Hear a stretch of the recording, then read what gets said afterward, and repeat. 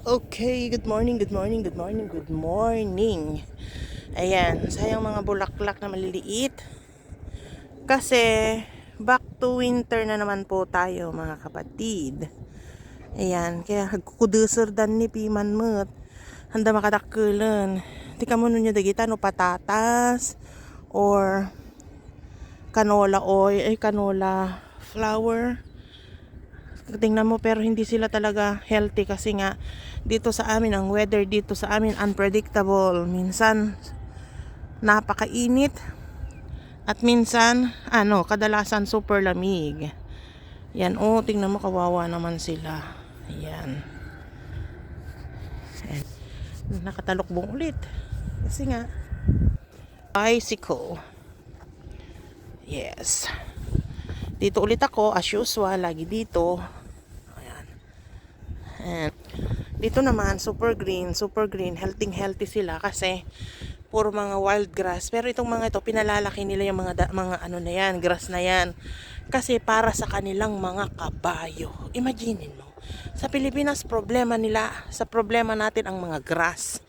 Pero dito tinatanim nila grass. Kasi nga nagtatanim sila ng grass, pakakain sa kabayo. And then, later on, kakainin nila yung kabayo. Diba? Ang bongga-bongga. Pero tingnan mo, magsesemana na. Well, semana na next week. Linggo ng palaspas na next week, next Sunday. Today is Thursday. Pero tingnan mo, April na next week, pero wala pang mga dahon. Ang maganda dito sa Belgium, no? Yung mga puno nila, mga halaman nila, nauuna ang bulaklak bago ang mga dahon. Ayan. Kaya it's a gloomy day again. Umuulan na ng mga 3 days dito sa amin. Kaya hindi na talaga nagiging healthy yung mga halaman. Ayan. Sayang. Pati mga flowers, nalalagas sila dahil sa ulan. Sana tumigil na ang ulan. And kagabi, no, nag-hailstorm. Imagine, hailstorm talagang lagas kung lagas ang mga bulaklak. Yan ako, climate change is real. Babush. So, kaya, kumukulog.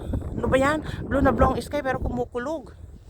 So ngayon, hop, larga na ulit tayo. Yan. Ito ang aking bike. Di ba maganda ang bisikleta namin dito?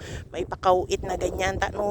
Nuray no margreg ka hanga may saltek ni patitang mo. Hanga nasakit. Kasi dyan So nagbayat.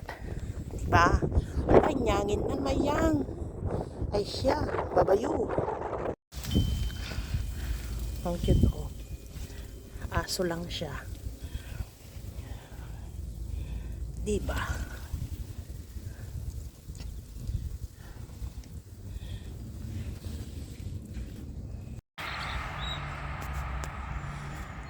Kapag tulip lover ka talaga, ang gaganda Pero hindi naman ako tulip lover. Nagagandahan lang ako. Kasi yung favorite ko talaga na ganda, mas gustong gusto kong magkaroon ako is yung green roses. Yan. Meron ng mga tulips kasi ang iigsi ng mga buhay nila. Yan. Pero ang gaganda nila in fairness. Para silang nagsasabi ng milyong-milyong ibig sabihin.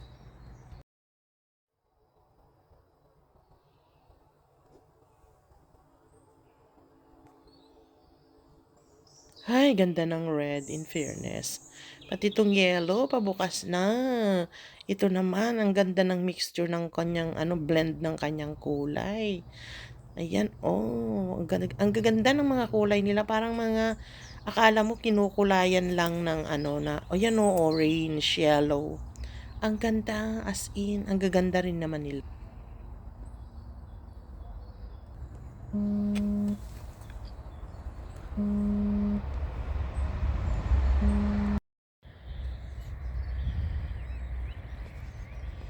Yellow flowers.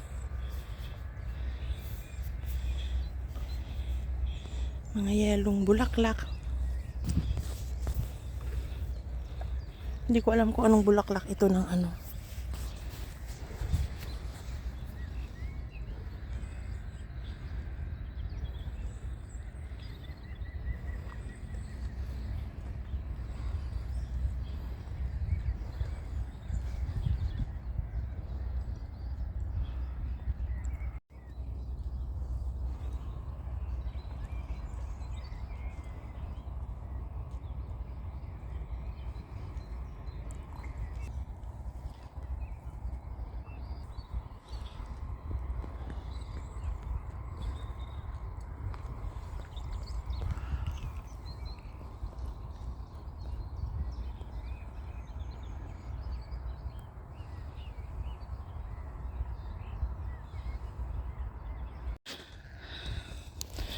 Ang ganda oh.